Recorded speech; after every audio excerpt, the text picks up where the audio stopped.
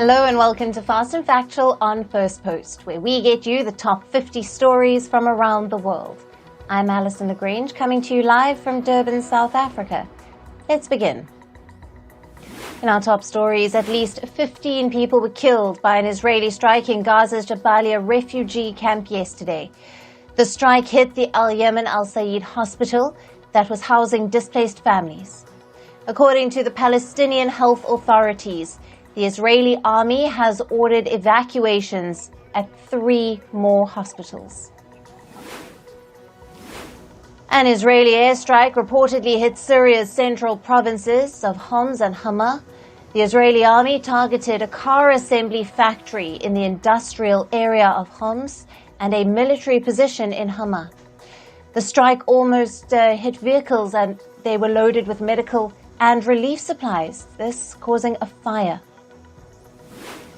And reports say that Hezbollah had accepted a ceasefire with Israel the day an Israeli strike killed their leader, Hassan Nasrallah.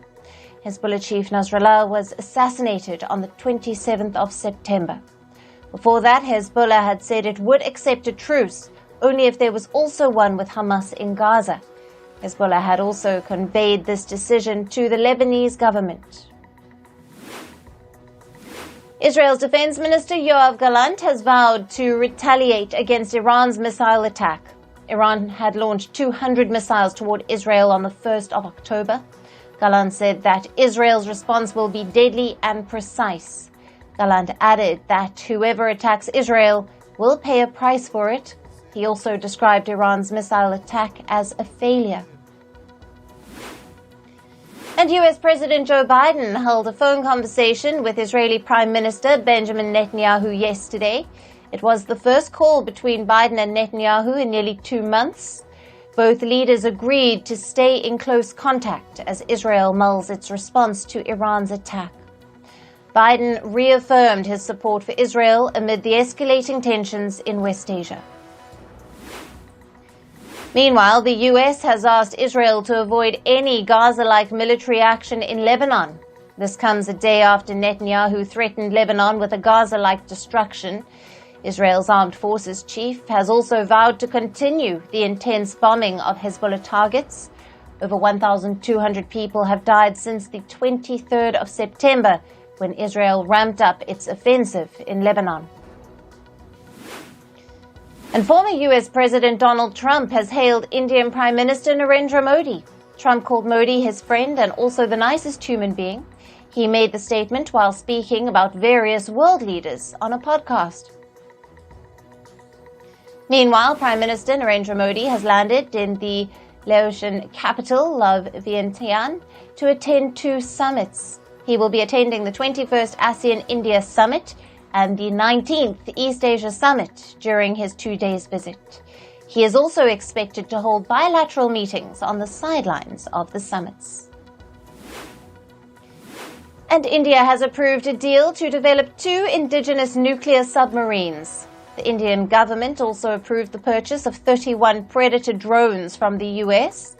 Now, these deals are set to boost the defense capabilities of the Indian Navy. And the iconic Indian industrialist Ratan Tata passed away yesterday at the age of 86. He passed away due to natural causes. Ratan Tata had served as the chairman of the Tata Group from 1991 to 2012. His last rites will take place in the city of Mumbai today with full state honors.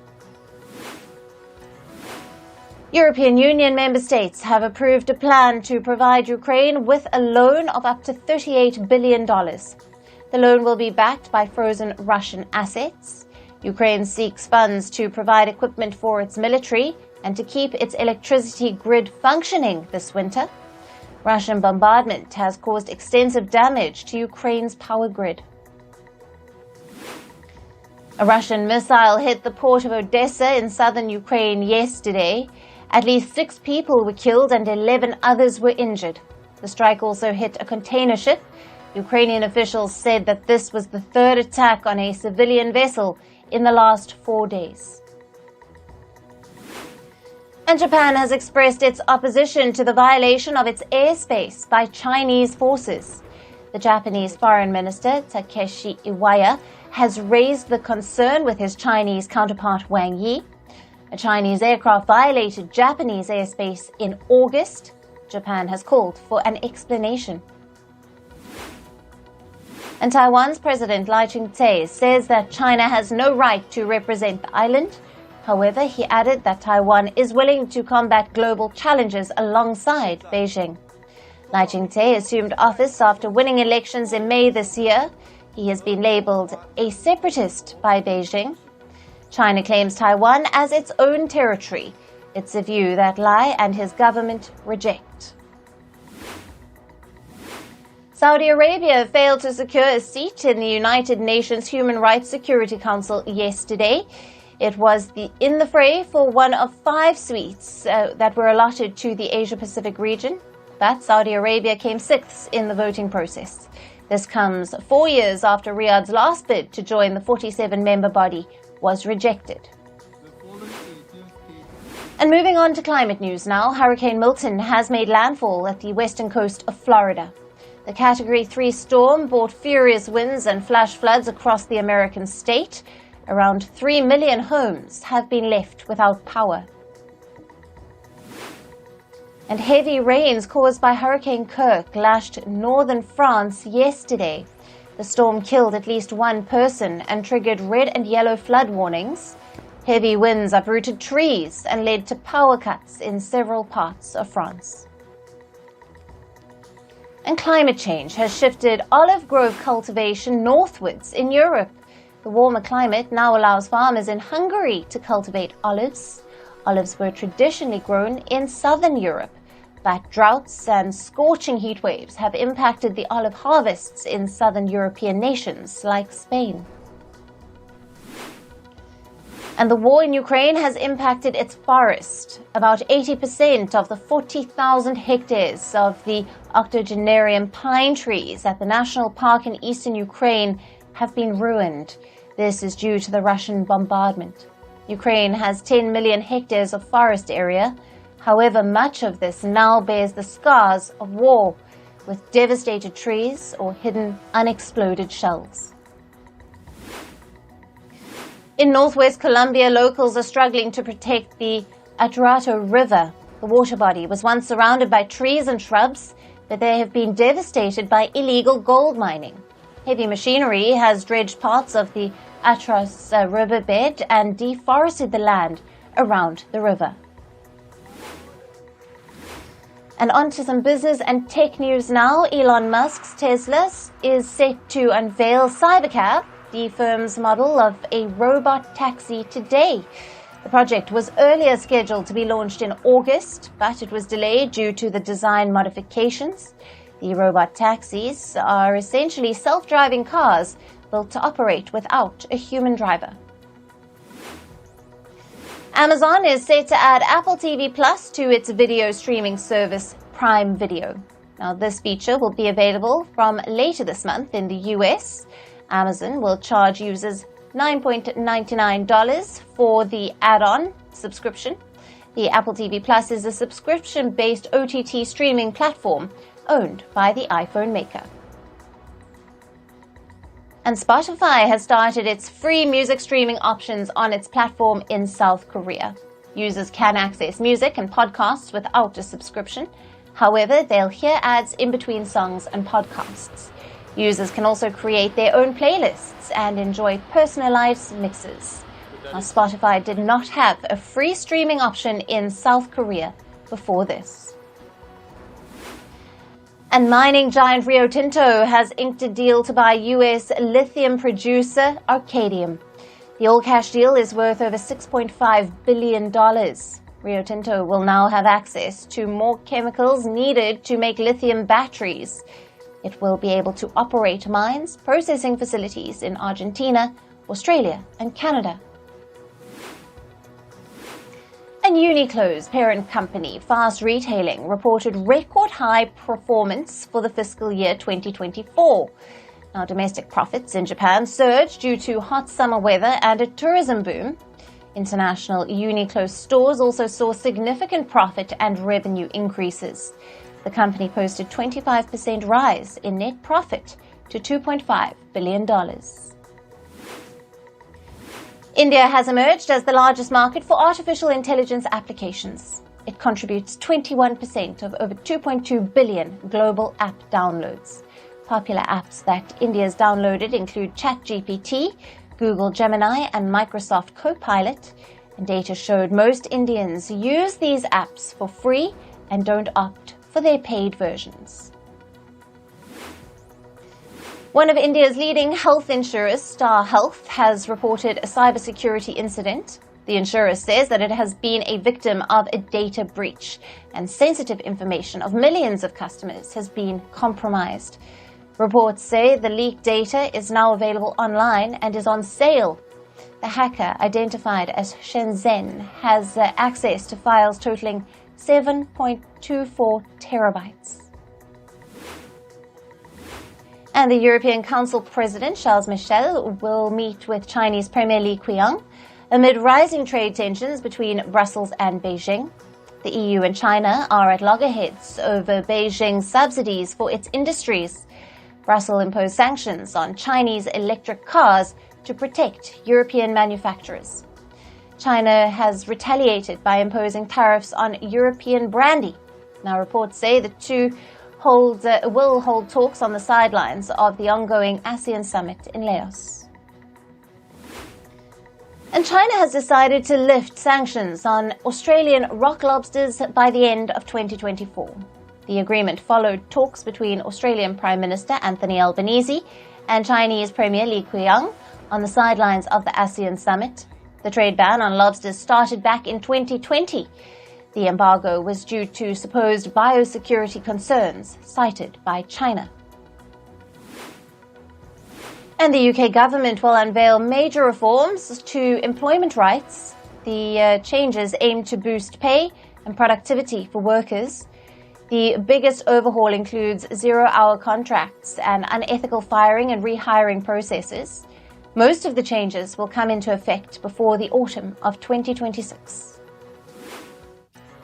And now moving on to some sports news, and today we start with tennis. Spanish tennis legend Rafael Nadal has announced his retirement. The 38-year-old took to social media platform X and wrote, "Many thanks to all," in 13 languages. Next month's Davis Cup will be Nadal's last professional appearance. Nadal has won 22 Grand Slam titles and an Olympic singles gold. He also remained the world #1 tennis player for a record 209 weeks. And continuing with tennis, Wimbledon will replace line judges with artificial intelligence and an electronic system. This marks the end of a 147-year-old tradition where the judges played an integral part. The All England club confirmed that all 18 match courts will be installed with automated electronic line calling, or the ELC. And moving on to cricket, India beat Sri Lanka by 82 runs in a women's T20 World Cup group match. Batting first, India put up a score of 172 runs. Captain Harmanpreet Kaur has smashed an unbeaten 52 runs off just 27 balls. Meanwhile, Smriti Mandhana contributed with a perfect half-century. In reply, Sri Lanka were all out for 90 runs in 19.5 overs. Now, India's Asha Sobhana and Arundhati Reddy took 3 wickets each during Sri Lanka's innings. And India beat Bangladesh by 86 runs in the second T20 International in New Delhi. After winning the toss, Bangladesh chose to bowl first, and India's batting was powered by half-centuries from Nitish Reddy and Rinku Singh. Bangladesh were chasing a target of 222, but they could only manage 135 runs in their 20 overs. India now have won the T20I series 2-0, with one match yet to be played. And England batter Joe Root became England's highest run scorer in Test cricket. Root made the landmark record English series with Pakistan in Multan. The 33-year-old has scored 12,578 runs so far. Root stands 6th in the overall list of world's highest run scorers in Test cricket. And in football, Bayern Munich beat Arsenal 5-2 in their Women's Champions League opener. Arsenal drew first blood in the 30th minute. Bayern retaliated to level the score 1-1 just before half-time. When play resumed, Bayern struck again via Sydney Loman, and Arsenal's Laia Codina salvaged with an equaliser to settle the score at 2-2. Then Bayern's Pernille Harder found the back of the net thrice to put the results beyond any doubt. And former Liverpool manager Jurgen Klopp was appointed the new head of global soccer at Red Bull. Klopp will schedule to start his new job on the 1st of January 2025. Now, Klopp departed Liverpool at the end of the last Premier League season after almost 8 years as their manager. And UK-born Greek footballer George Baldock was found dead in a swimming pool at his residence in Athens. The former Premier League player, who currently plays for Panathinaikos, was found at the bottom of the pool, and the cause of death is yet to be determined. Baldock had represented Greece on 12 occasions. In table tennis, the Indian women's team won a historic bronze medal at the Asian Championships in Kazakhstan's Astana. This is India's first ever medal in women's team events since the start of the competition in 1972. Earlier, India's campaign ended with a 1-3 loss to Japan in the semi-finals. And Indian Olympic Association President P.T. Usha could face a motion of no confidence. The motion could be presented during the association's special general meeting on the 25th of October.